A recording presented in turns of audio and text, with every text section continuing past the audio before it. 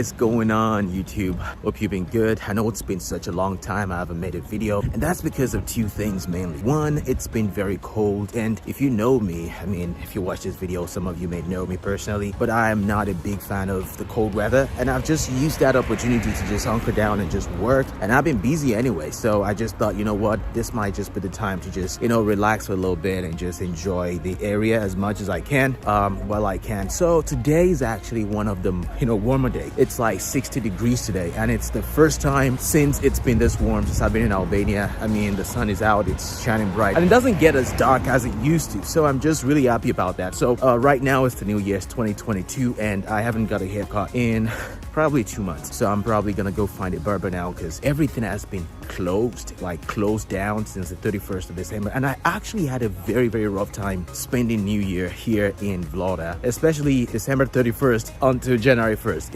It was so rough because I didn't realize that everything shut down December 31st, and I couldn't get food. So I basically went 2 days without food because I didn't have anything in my fridge, nothing was in there, so I went 2 days without food. So yesterday I actually went to the supermarket to go get some groceries, and I stocked up.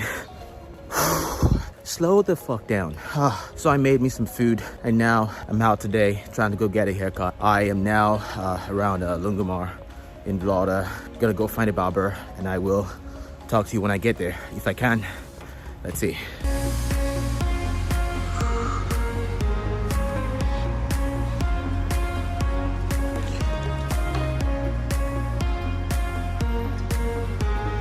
You know, I still consider myself a little bit awkward when filming outdoors, and it doesn't get any easier when you have to film in a place like this. I mean, you pick out your camera and everybody starts looking at you like, are you trying to film me? No, bro, I'm not trying to film you. I'm just trying to talk to you. So yeah, I'm just looking for a barber shop right now. Looks like the barbers are not open today, but I just spoke with a guy who just gave me a direction to a different one, so I'm looking for it right now. There's actually a nice shopping district here that I've not been to. There's a Jumbo, which is like a kid's store. Huh, that's pretty nice. I've never actually been to this side of Vlora before. Why haven't I? Look at these tall buildings. It's pretty nice. There's Brudime, that's like a bakery. Nice. I need to find a barber. I don't feel comfortable. It's crazy because I've walked all the way to the end of the street and I still haven't found a barbershop. Now, this is not something that it's gonna happen if you're in Tirana. It's like there's a barbershop every 5 meters or something like that, so it's pretty interesting to see, you know, the difference in concentration of barbershops between Tirana and Vlora. I think I may have found it. It should be right here. Do this. It's been a long time. Okay. Yeah, I'm just gonna drop it up right here. Okay. I'll press it when I'm ready.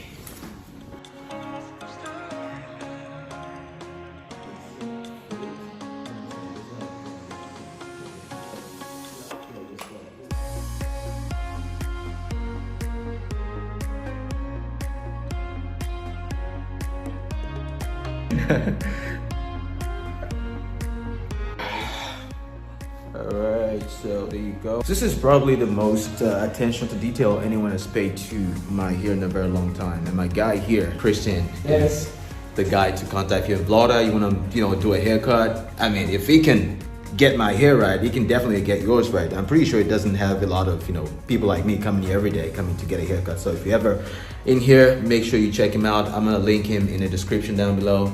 Check him out if you're in Vlora. If you don't mind me asking a few questions. So did you grow up here in Vlora? Yeah. You were born in Vlora, grew up in Vlora? Yeah. Wow. 8 years old. Wow. So how did you learn English? Because your English is almost perfect. So how did you in school? In school. Okay. Since the 7th grade, okay. I was failing in English. I got all 4. Wow. And I take a course later for just 2 months. 2 months. And wow. now 2 months. Yeah. Wow. I mean, the thing is, because I just needed to learn the logic.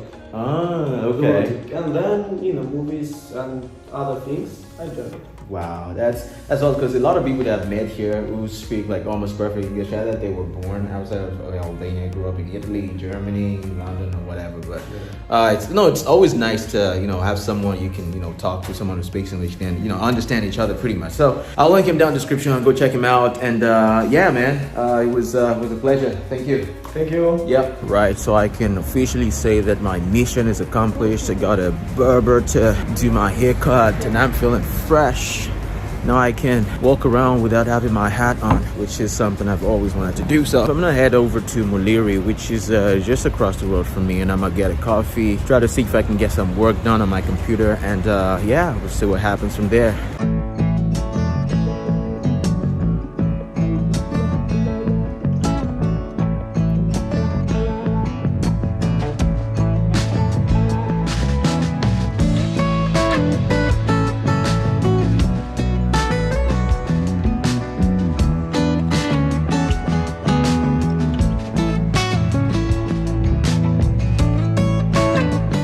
So one of the things you do if you are in Albania is you just go out and you just drink coffee for no reason. You go out, you go get coffee with friends, you sit down for hours and you just drink coffee.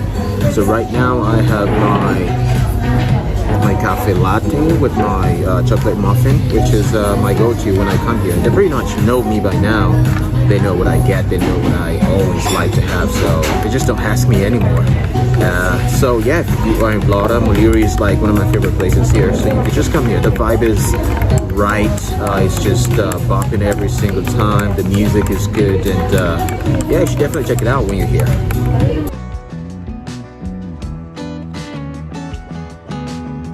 The main reason why I stopped filming in the coffee shop was because a woman approached me. She came at me telling me that I was filming a mother, that the previous shot that I had made had a mother in it, and she didn't like that. And I was like, well, I mean, I was trying to film myself, and I tried as much as I could to crop myself into the video as much as I can so that other people wouldn't be in it.